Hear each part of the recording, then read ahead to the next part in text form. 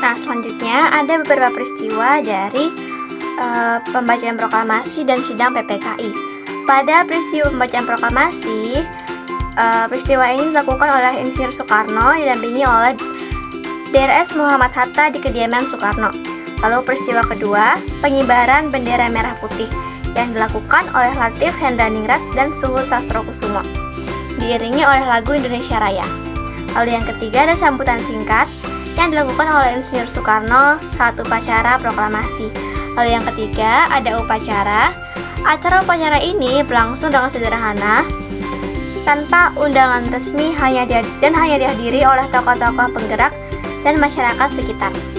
Peristiwa sidang PPKI. Yang pertama, mengesahkan UUD 1945 sebagai Konstitusi Negara Republik Indonesia. Yang kedua, yaitu menetapkan dasar negara Pancasila dalam pembukaan UUD 1945.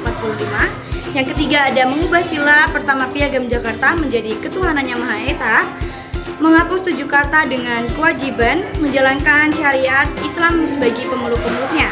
Yang keempat, memilih presiden dan wakil presiden, IR Soekarno sebagai presiden dan DRS Muhammad Hatta sebagai wakil presiden. Yang terakhir, yang kelima, membentuk Komite Nasional Indonesia Pusat atau KNIP sebagai badan pembantu presiden sebelum terbentuknya MPR dan DPR.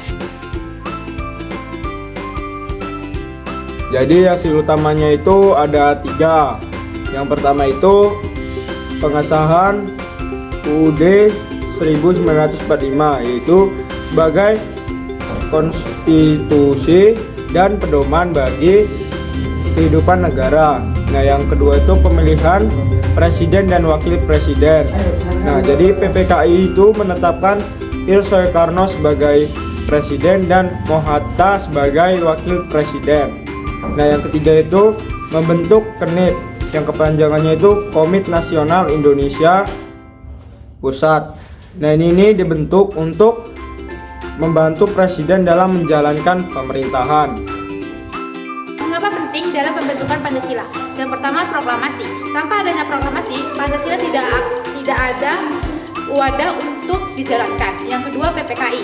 Tanpa adanya sidang PPKI, pengesahan Undang-Undang Dasar yang mengatur norma-norma, Pancasila tidak memiliki power hukum sebagai dasar negara Indonesia.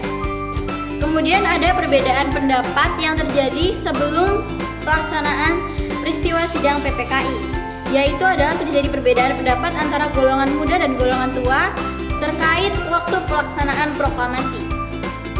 Nah, di sini golongan tua itu berpendapat untuk melaksanakan peristiwa proklamasi, yaitu ingin proklamasi dilakukan secara terstruktur dan tunggu pengakuan dari negara lain. Lalu yang kedua, golongan tua mengusulkan perbedaan pendapat, yaitu menunggu hasil rapat PPKI agar tidak menyimpang dari aturan Jepang, yaitu tokohnya ada Soekarno-Hatta dan juga anggota PPKI lainnya. Kemudian golongan muda mengusulkan perbedaan, yaitu proklamasi segera dilakukan tanpa menunggu persetujuan dari negara lain ataupun izin dari Jepang.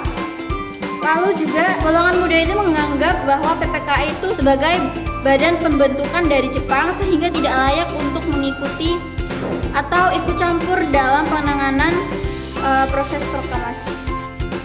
Kemudian pengaruh sidang PPKI dan proklamasi dalam pengesahan sila Pancasila sebagai dasar negara. Yang pertama, proklamasi kemerdekaan. Proklamasi kemerdekaan ini menjadi dasar untuk membentuk pemerintahan dan menetapkan ideologi negara. Yang kedua ada sidang PPKI. Dengan disahkannya UUD 1945, Pancasila resmi menjadi dasar negara Republik Indonesia. Selanjutnya, nilai Pancasila yang tersirat. Yang pertama, persatuan Indonesia. Kedua, kerakyatan yang dipimpin oleh hikmat, kebijaksanaan dalam permusyawaratan perwakilan. Dan yang terakhir, keadilan sosial bagi seluruh rakyat Indonesia.